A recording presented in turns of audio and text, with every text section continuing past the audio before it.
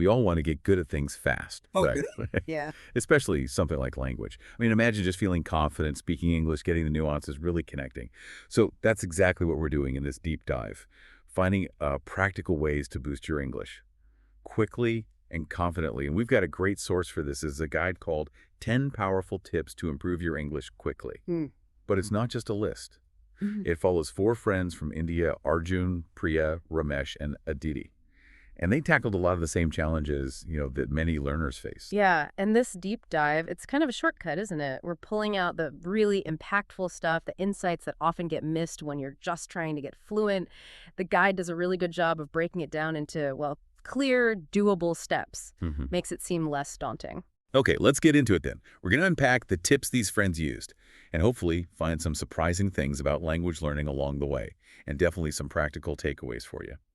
All right, first things first, the absolute basics: speaking and listening, actively doing both. The first tip might sound a bit strange.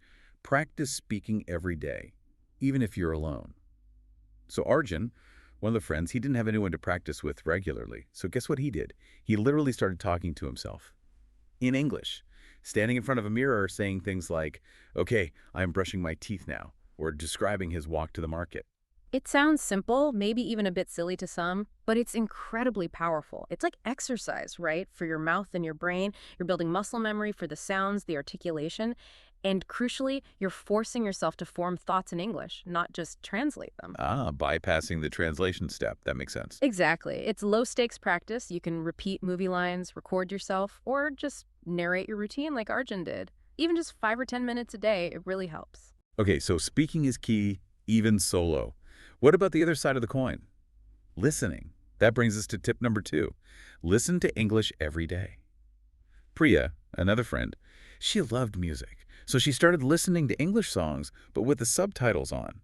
And she'd read the lyrics too. Right, and that's active listening. It's not just background noise. Doing that trains your ear. You start recognizing correct pronunciation, the rhythm of sentences, the intonation. So it's like tuning your brain to the frequency of English. Pretty much. And you can fit it in anywhere: podcasts while you cook, maybe an audiobook on your commute, TV shows. Just immerse yourself whenever you can. Your brain picks up more than you think. Okay, sticking with Priya for a moment, she found another technique, kind of combining listening and speaking. It's called the shadowing technique.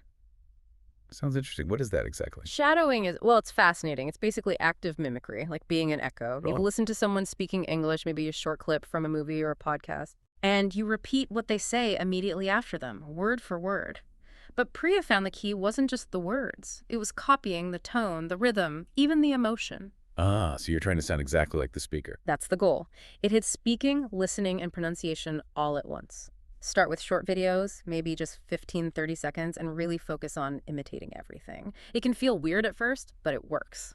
I can see how that would really tune your ear and your mouth together. Yeah. All right, let's shift focus a bit from practice techniques to weaving English into your actual life and building vocabulary, which brings us to tip 3. Learn 5-10 new words daily and use them. Ramesh, he was an engineer, very methodical. He aimed for 10 new words a day, kept a little notebook, word, meaning, and an example sentence he made up. And you highlighted the most critical part there, and use them. Right. Just memorizing a list isn't very effective long term. It's passive. You learn a word like, say, grateful. Don't just know the definition. You need to actively use it. Say, I am grateful for this sunny day, or whatever fits. That makes the connection stronger in your brain. Exactly. It's called active recall. Using the word forces your brain to retrieve it and place it in context. Way more powerful than just reading it. It raises that question, doesn't it? How often do we learn things passively without really making them ours through use? That's a great point. Yeah. Okay, using new words. How about using English more generally? Tip 4 is use English in your daily life. Aditi, a college student, she really went for this. Changed her phone language setting to English, put labels on things in her house. Fridge, mirror, door in English, even wrote her shopping lists in English. Little things. Those little things add up significantly. It's about creating what some call environmental prompts. You see the label, you think the English word, it helps bypass translation again, and it nudges you towards actually thinking in English. Instead of thinking in your native language, this tea is hot, you start to just think, this tea is hot, directly. Wow, so those small, consistent changes really can rewire things. They absolutely can. It's about making English part of your environment, not just a subject you study. Makes sense. And complementing that daily use. Tip 5. Read simple English books or articles. Arjun. Back to him, he started with children's storybooks and short news articles. He'd underline words he didn't know, maybe read a few sentences out loud. Yeah, the key here is simple. Don't jump into Shakespeare or dense academic papers right away. Right. You'll just get frustrated. Exactly. Find materials designed for learners or topics you're actually interested in, but written in simpler English. Kids' books are great, graded readers, news sites for learners, even just 15 minutes of reading like that a day.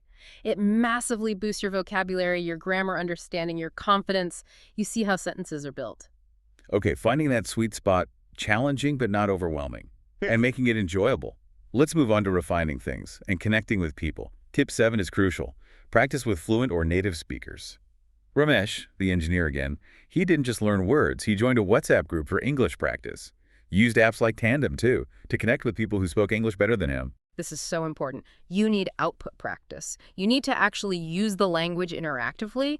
That's where you really test yourself, find your gaps, get feedback, implicitly or explicitly. Even if you don't live where English is the main language. Oh, absolutely. Nowadays, with online platforms, language exchange apps, local clubs, there are so many ways. And here's a big mindset piece. Don't fear mistakes. Easier said than done sometimes. I know, but honestly, mistakes are just signs. You're trying, you're learning, you're pushing your boundaries. They show where you need to grow. They're not failures, they're feedback. That's a really helpful way to look at it. Yeah. Okay, speaking of speaking, pronunciation. Tip 8, focus on pronunciation. Aditi apparently had trouble with certain sounds, like the and think or this, common issue. So she specifically practiced those sounds every day. Yes. Pronunciation isn't just about sounding like a native speaker, whatever that even means. It's fundamentally about being understood, intelligibility. Clarity. Exactly. If people can't understand you easily, communication breaks down. Focusing even 5–10 minutes a day on sounds you find difficult. Listen to native speakers say words slowly and clearly, maybe use tongue twisters for practice. Repeat tricky words. It makes a huge difference in how clear and confident you sound. Confidence again. Yeah. It keeps coming up. Which leads nicely into tip 9. Set small, clear goals. Arjun was smart about this. He didn't just say, I want to be fluent. That's huge and vague. Instead, he set tiny daily goals like, today I'll learn 5 new words and use them in sentences. That is such a powerful strategy. It taps into basic psychology. Achieving small, specific goals gives you a little win, a dopamine hit. It builds momentum. Like building blocks. Precisely. Instead of a giant, scary mountain, you have small, manageable steps. Your goal could be, watch one short English video and shadow it. Talk to yourself in English for 10 minutes, write one paragraph. Each time you pick one off, it motivates you for the next one. That makes the whole process feel less overwhelming and more achievable. Okay, final tip. And it underpins everything else, really. Tip 10. Stay positive and be consistent. Priya, the music lover, apparently had moments where she just wanted to quit. It got hard. But she remembered why she wanted to travel, to connect with people confidently. That kept her going. That's the motivation piece. But positivity is also about celebrating the small wins we just talked about. A sentence you structured perfectly, a new word you actually remembered and used.